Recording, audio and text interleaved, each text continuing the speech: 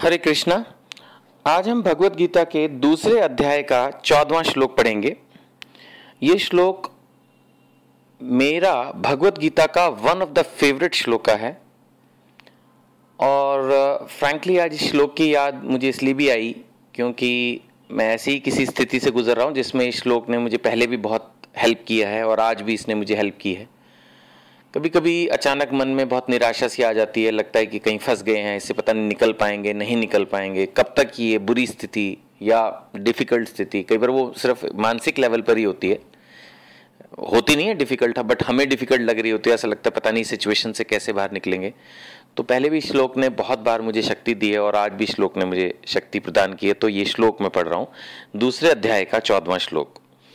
मात्रा स्पर्शातु कौन्तेय शीत उष्ण सुख दुःखद आगम अपायिन अनित्या तात्तिक्ष्व भारत।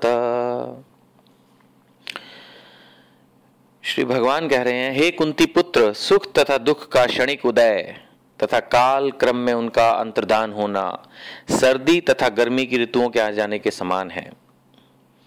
हे भरतवंशी, वे इंद्रिय बोध से उत्पन्न होते हैं और मनुष्य को चाहिए कि अविचल भाव से उनको सहन करना सीखे। देखिए, हमारे जीवन में उतार चढ़ाव आते ही रहते हैं, सुख दुख आते ही रहते हैं और स्वयं भगवान एग्जाम्पल देके इस चीज को समझा रहे हैं कि जैसे सर्दी के बाद गर्मी का आना तय है और गर्मी के बाद फिर से सर्दी का आना तय है, इसी तरह हमारे जीवन में सुख और दुख इनका क्षणिक उदय, भगवान कह रहे हैं क्षणिक उदय, यानी सुख भी क्षणिक है और दुख भी क्षणिक है। ये सब चीजें चलती रहती हैं, साइकिल है। मैं एक बार पहले भी इस श्लोक की टिप्पणी में मुझे याद है मैंने ऐसा कभी बताया था कि जो लोग इस समय बहुत सुख से हैं उनके लिए भी इस चीज को ध्यान रखना जरूरी है कि कल शायद दुख आ सकते हैं। बल्कि अगर मैं शायद वर्ड को हटा ही दूं तो अच्छा है, क्योंकि भगवत गीता तो कह रही है कि चाहे थोड़े ही सही, भगवान अपने भक्तों के दुख बहुत कम कर देते हैं, लेकिन थोड़े ही सही दुख के क्षण आते हैं, सुख के बाद जरूर आते हैं।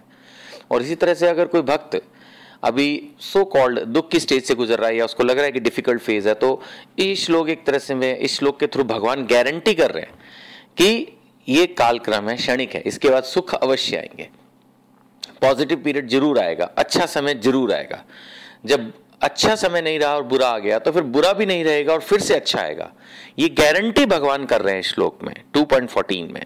जैसे मैंने कहा, इस श्लोक को पढ़ के मुझे हमेशा से स्ट्रेंथ मिली है और भगवान ये कह रहे हैं कि हमें अविचल भाव से, यानी बिना विचलित हुए इस सारी सिचुएशन को सहना सीखना है, दुख को भी सहना सीखना है, इवन सुख को भी सहना है। सुख को सहना कैसे कि मतलब हम बहुत ज्यादा ऐसे गौरवान्वित या ये ना हो जाए कि बस अब हमसे तो ऊपर इस दुनिया में कोई है ही नहीं। कई बार वो हाई स्टेज भी नहीं रहती और फिर से लो स्टेज आती है। मैंने अपनी लाइफ में इस चीज को कई बार एक्सपीरियंस किया है।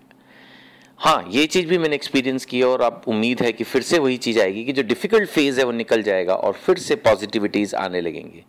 भगवत गीता का ये श्लोक भगवान की तरफ से दी हुई गारंटी है कि कभी भी बुरा समय परमानेंट नहीं रहता, कभी भी बुरा समय परमानेंट नहीं रहता और उसके बाद अच्छा समय फिर से आता है।